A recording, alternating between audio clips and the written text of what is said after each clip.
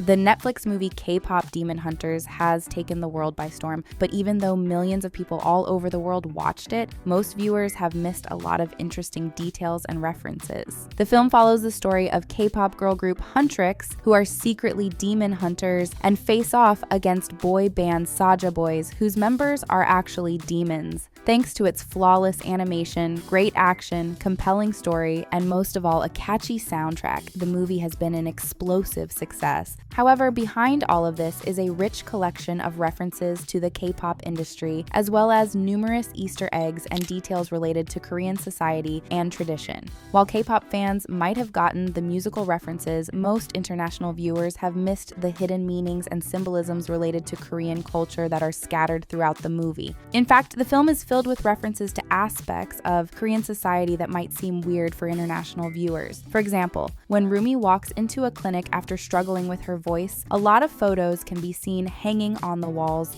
showing the doctor posing with celebrities. While uncommon abroad, this isn't anything weird in Korea, and often restaurants and clinics show these kinds of pictures as a kind of stamp of approval. This practice began way before online ratings existed, and it has remained influential in Korean society to this day. Another interesting detail is how, throughout the movie, people can be seen wearing everything from short sleeves to padded jackets. This isn't a mistake, but a reference to how in Seoul temperatures can often swing widely, sometimes being unreasonably warm and then plunging by nearly 10 degrees. As a result of this, Koreans often keep clothing for all 4 seasons in their wardrobe year-round. Interestingly, not all details related to Korean society in the film are entirely positive. In one scene, Saja Boys leader Jinwoo is seen walking in a narrow alley lost in thought. What's funny about this scene is that the alley is filled with illegally parked cars despite a large warning on the ground that reads "no parking." This is an extremely common problem throughout Korea, and some viewers have expressed surprise that an animated movie included a reference to this long-standing social issue. These are all references to modern Korean society, but the film also includes numerous details related to culture and ancient traditions. In fact, even the name of the Saja Boys hides a double meaning. Most viewers understood that Saja means lion in Korean, but few know that this word also means messenger, and is often used as short for Josung Saja, which means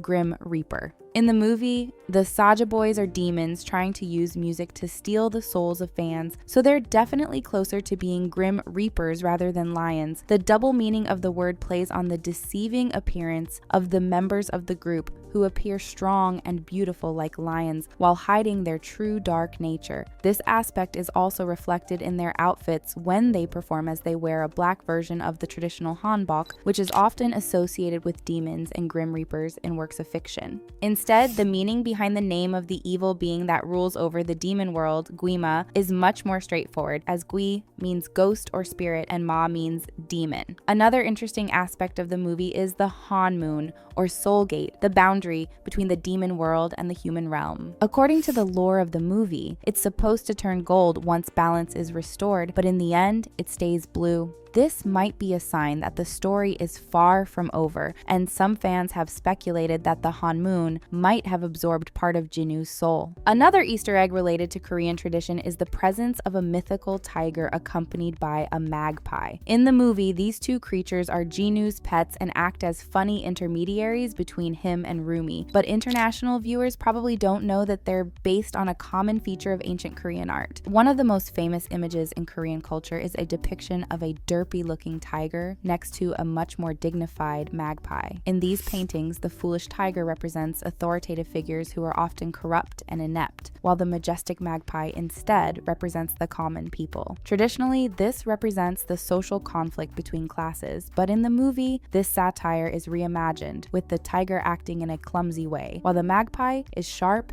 and strategic. The appearance of the members of Huntrix is also rooted in Korean folklore, and their clothing is adorned with traditional pendants symbolizing good luck, prosperity, and protection. Each member wields a unique weapon, but these aren't just fantasy blades and are actually inspired by historical arms and shamanic tools. Rumi's weapon is based on the four-tiger sword, a ritual blade once used to ward off evil. Its design includes images commonly seen in Korean temples, and the way it incorporates sound waves and text is a reference to Rumi's double identity as a performer and a warrior. Meanwhile, Mira's curved sword is based on the Cholyamchu, a curved weapon from ancient Korea. Finally, Zoe's weapon is a shinkal, or spirit knife, which was traditionally used to fight evil beings during shamanic rituals. There are actually quite a lot of references to these rituals throughout the movie, and the director, Maggie Kong, has revealed that the idea behind Huntrix came directly from Korean shamanism. In fact, in Korea, most shamans are women and they use music, dance, and costumes to drive away evil spirits, so the similarities with the group are clear. While the film is filled with these references to Korean history, tradition, and society, there are also numerous Easter eggs related to the K-pop and K-drama world. One of the funniest scenes in the movie is the first meeting between Rumi and Jinwoo, and only real K-drama fans notice that this moment perfectly mirrors a famous scene from the 2022 drama Business Proposal. The scene in the movie even uses the same song as the drama, and what makes this moment even funnier is that the male lead of Business Proposal, An Hyo-sop,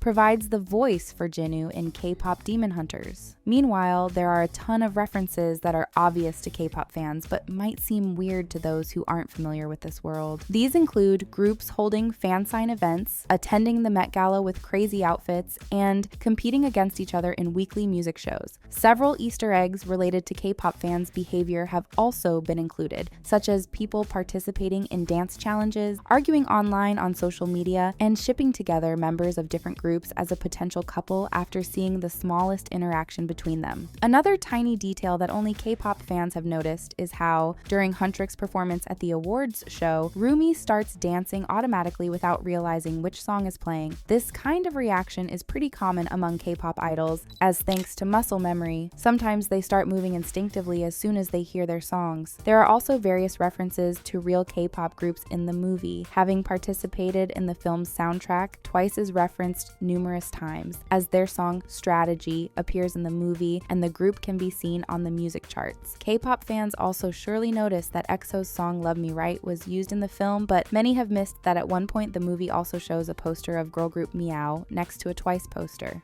Also, the appearance of both Huntrix and Saja Boys was heavily inspired by real idols. Director Maggie Kong confessed that the look of the Saja Boys members was inspired by boy groups in general, but was mostly based on Tomorrow by Together, BTS, Stray Kids, ATEEZ, Big Bang, and Monsta X. Among the members, Baby was based on the common trope of having a cute-looking youngest member who's also a rapper. Abby is instead clearly based on that one very muscular member that every boy group seems to have, while Romance is the typical romantic member, and this was highlighted by his heart-shaped hair. Mystery instead resembles the enigmatic and mysterious-feeling member, and his hairstyle might have been inspired by Daesung of Big Bang. Instead, Jinwoo is more based on K-drama actors or idols-turned-actors. Maggie Kong mentioned Cha Eun-woo and Namju Hyuk as inspirations and added that the producers wanted him to have the most typical Korean look. The appearance of the Huntrix members is also based on real-life idols. Once again, the producers looked at every girl group, but the director admitted that the main inspirations were ITZY, Blackpink, and Twice, while 21 was also a reference in the early stages of production. Fans have speculated about which idols in particular have inspired the look of the members, but few could have guessed that Mira is actually based on model An So-yeon, both in her appearance and her fashion style. Zoe is instead the cute-looking member of the group, and while many idols were referenced, her appearance was mainly based on Chaeyoung of Twice. Just like Jinwoo, Rumi was also inspired by the typical Korean look, but this time the producers leaned more on the idol side, taking inspiration from several leading stars, most notably Jennie of Blackpink. Huntrix and Saja Boys aren't the only fictional groups that appear in the movie, which also shows the Sunlight Sisters as a past group made of demon hunters, just like Huntrix, which also included Rumi's mother. They are said to have been an idol group from the late 1990s, and in fact, they have been heavily inspired by one of the most famous girl groups of the time, SES. With all these Easter eggs and references to real idols, K-pop Demon Hunters really stands out as a love letter to the world of K-pop and Korean culture, and this made the movie resonate with fans all over the world, resulting in a massive success.